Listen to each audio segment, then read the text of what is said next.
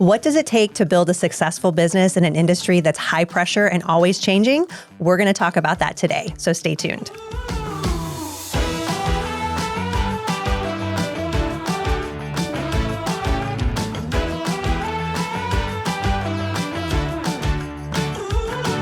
Our guest today understands what it means to lead in an environment where details matter, timelines matter, culture matters, and things exactly may not always go according to plan.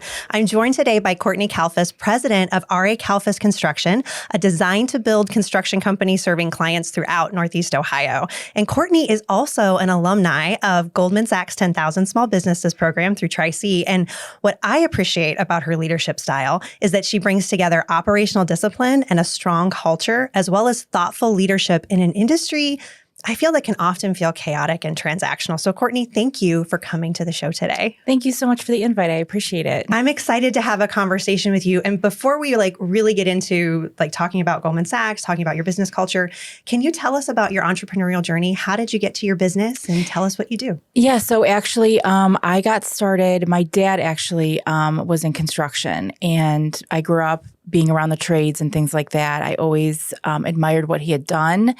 And so actually, I had worked several summers with him, just kind of helping out around the field, things like that. I really did enjoy it. But I decided I wanted to go into teaching. So I went to Bowling Green State University, and I ended up meeting a fellow student who was going into construction, which I did not even realize was an opportunity. So I kind of called my dad and said, hey, I think I might shift gears here. I didn't realize I could go in for construction management, and I think that's something I want to explore.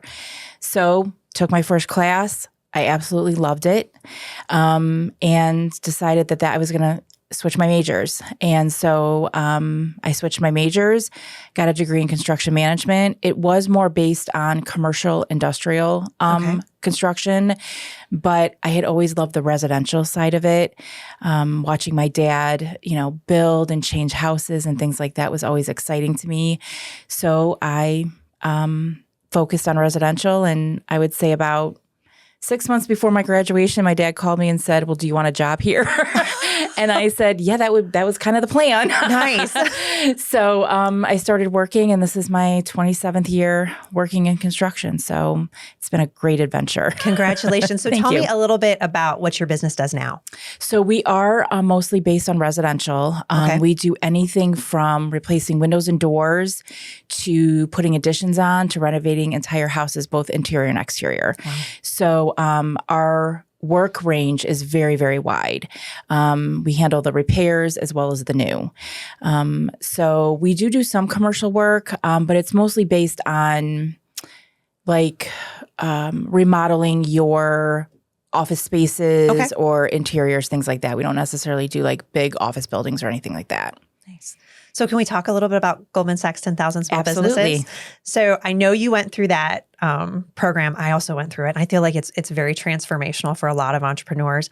What impact did that experience have on the way that you think about leadership and you think about growth for your business? So there were definitely two things that stand out to me. One was, as a business owner, even being in the different fields, we all have things in common. Yeah. So when I first sat with my group, I was like, they're putting me with a restaurant owner and a bowling alley, but there were other construction people, and I'm like, why am I not sitting with them? Yeah.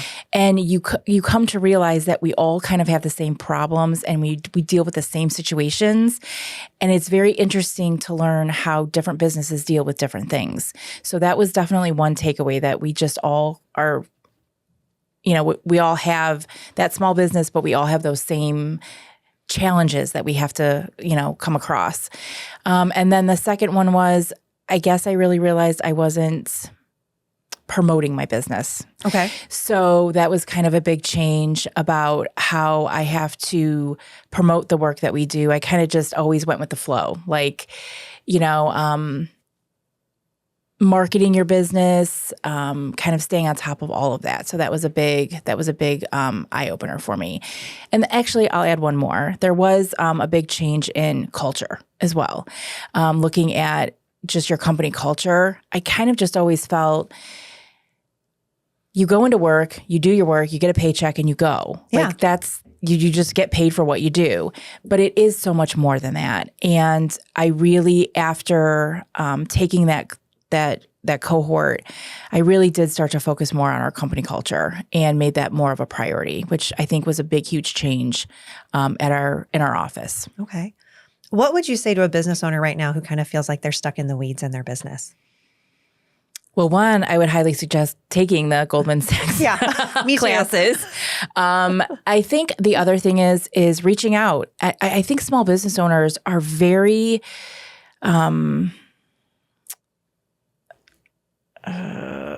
willing to sit and mentor other small business owners and help. Absolutely. And so I think if you see someone like a small business owner who's successful in whatever, call them up, sit down and say, what's making you successful? What are you doing? And I think more often than not, people are willing to sit down and talk to you. And I mean, I know me, I want people to succeed. I want to see people succeed. So for me to help you or mentor you, I enjoy doing that. So I definitely would say, talk to somebody. Where are you stuck at? Because again, with Goldman Sachs, I realized hearing different perspectives from different kind of businesses could help you in your own business. Yeah. And I completely agree with you. I think being in that program gave me the perspective that, as business owners, we have to not pretend, but we do. We pretend like we have everything figured out all the time.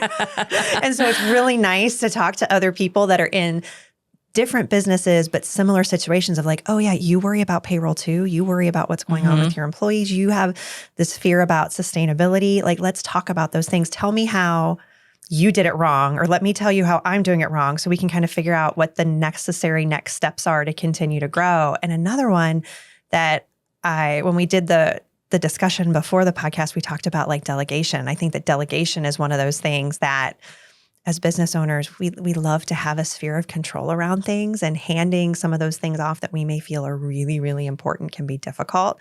So I kind of like to talk to you a little bit about delegation because I feel like we may have some past trauma together around it.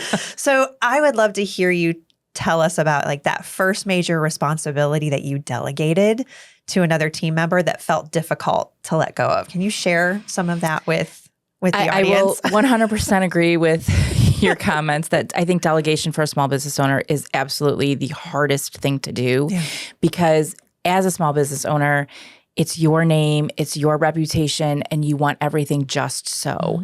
And as you start to grow, you realize you can't, as small business owner, we all wear many hats. Yeah. But as you continue to grow, you realize that you can't take on everything because then other things are suffering. So you really have to start changing your focus. So delegation was an extremely difficult thing for me to do. And I am finally, after 20-some years, getting better at it. Congratulations. Thank you. It is something I definitely have worked on. I would say probably one of the first major tasks that I delegated was I made the transition. I was like an office administrator at first, and then I realized my role was changing. And so I had to hire an office manager.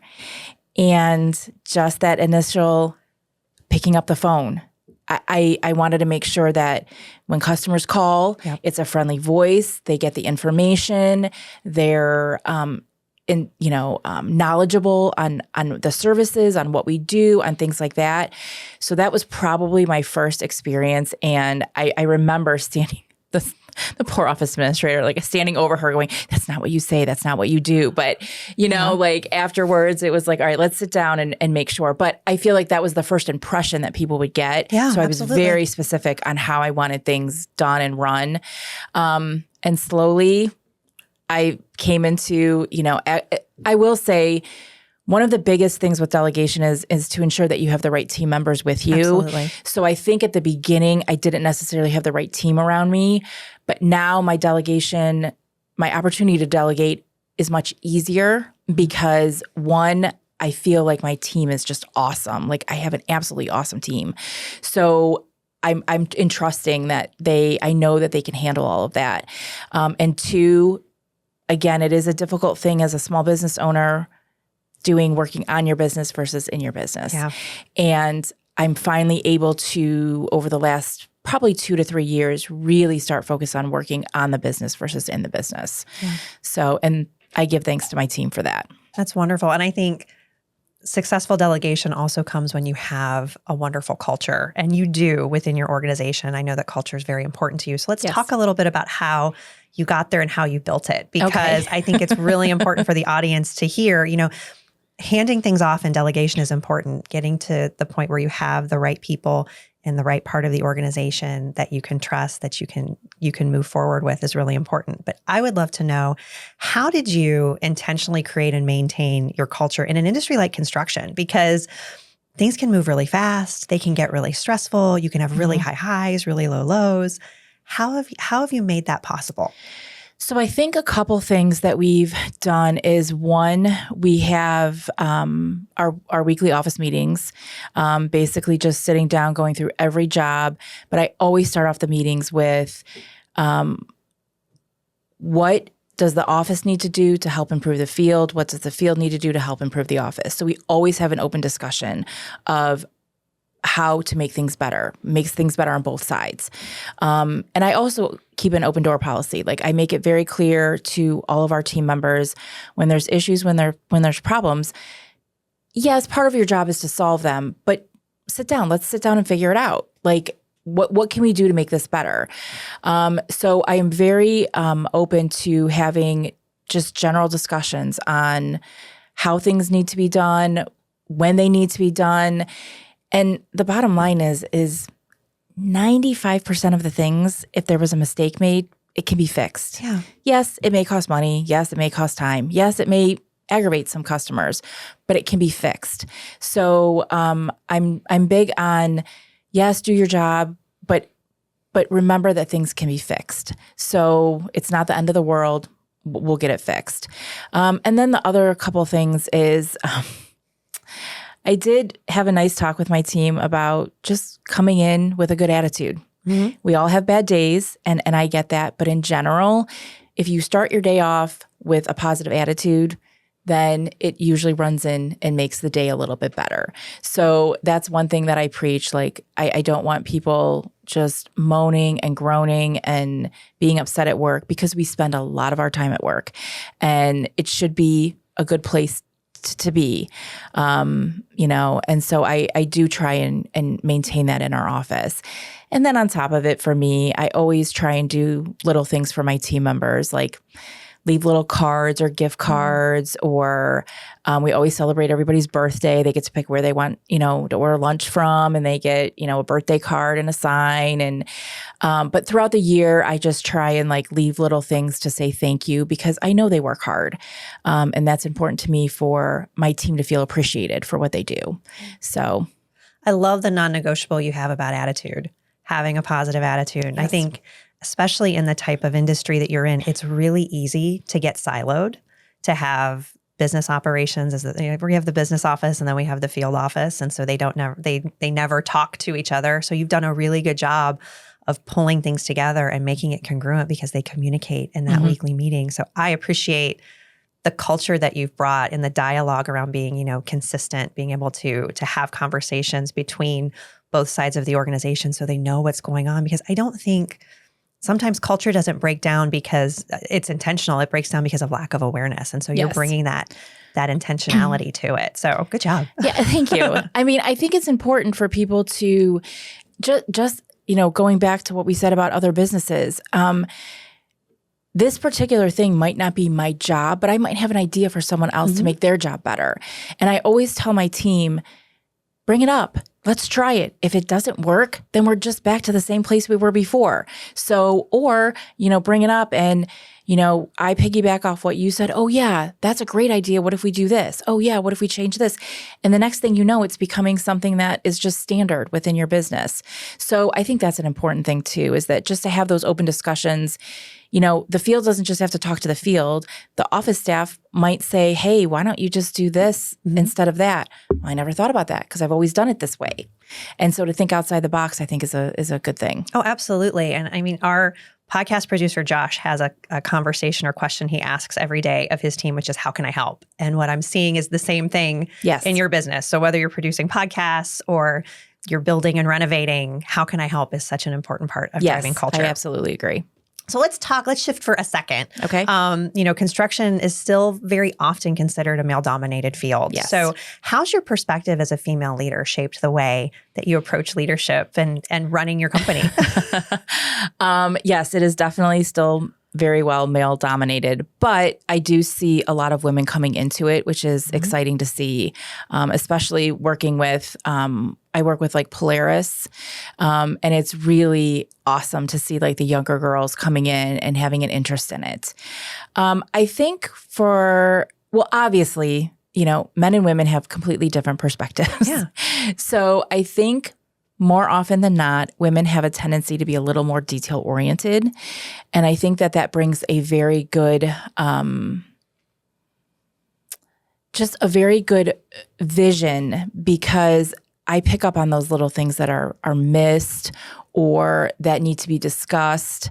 And as a woman, I'm a very clutter-free, neat person. So I demand that my job sites be kept that way as well. I mean, we are going into somebody's home. It is going to get messy. It is going to get dusty. It is going to get all that. But as we move, we can still make sure that our areas are stayed clean, whatever. But I think the biggest thing is as a woman, I think I brought in more of a detail-oriented.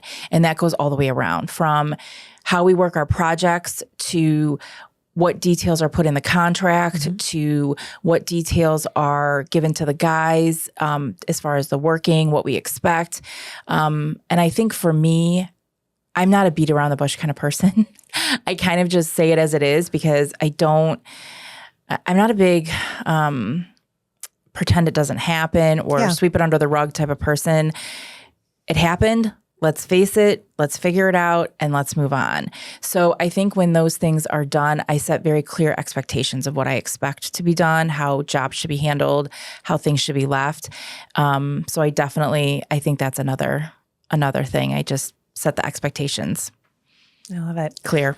Yeah, let's be clear. Yes. So one of the things I also find interesting about your business, Courtney, is you handle both design and construction under one roof. So how does that improve client experience?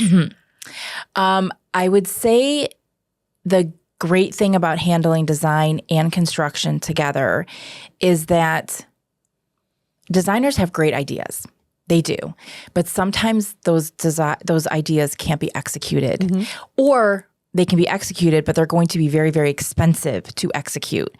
So I think when you handle both the design and the build, we are very forward with our clients to say, yes, we can do this, but this is what it's going to take to do it. We can tell you right now, is that really where you want to spend your money? Yeah. Or we can give them options to say, here's the general idea of what you're going for. It may not be exactly what this is, but this is going to be much more affordable. We can work around what your current, conditions are. Because, the other thing, when we are remodeling, we're remodeling in an existing home. I don't know what's behind those walls. So even though you may have quote unquote developments that are what we call like cookie cutter homes, they're the same house over and over again, I can guarantee you every single time something is different when you open up those walls. So just because we did it in the house before doesn't mean that this house will be the exact same way.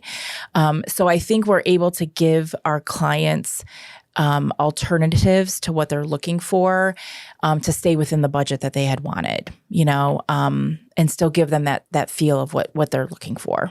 Well, and as you're talking about it, I'm hearing even more consistency around, breaking down silos, building communication patterns between different parts of the organization, just like you do within your organization as a whole, between the construction process and the design process. Again, it's cross communication across teams. So again, you're very consistent in how you build things. So I really appreciate it. So again, let's talk about, in construction, things don't always go according to plan. No. What's your process look like when you learn from those? I don't want to call them mistakes. I feel like they're just opportunities to learn. Learning experiences. Yeah, exactly. What's your process? So like I had mentioned, every one of our projects, no matter if you're doing kind of the same house over and over again, there's always something different. So we're always learning as to how to make changes or whatever.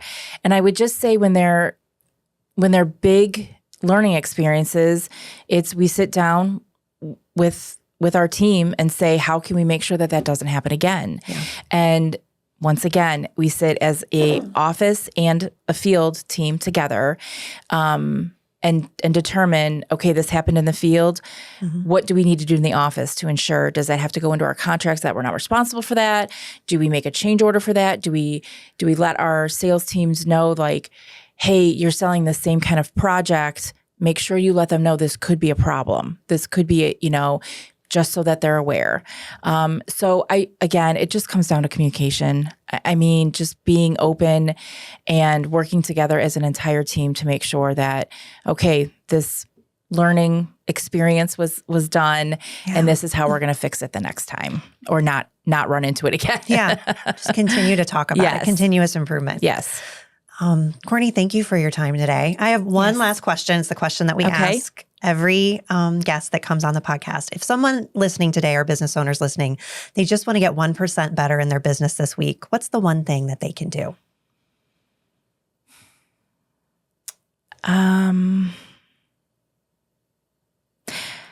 In my opinion, I think the one thing that they could do is get a mentor. I think that's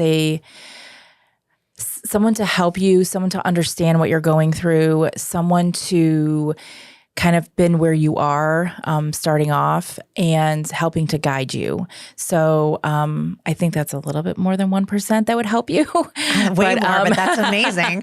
But I definitely think I've really come to the understanding that having a mentor and someone that you can talk to is a really big deal, especially as a small business owner. You just go through a lot, and you can talk to your friends, you can talk to whoever, but if they're not a small business owner, they don't know what you're going through. Yeah. And a small business owner does. And I think it's really important to have just that one person who you can go to and just, talk about what your frustrations are, talk about what your goals are, how, and they'll help you reach them, help you figure it out.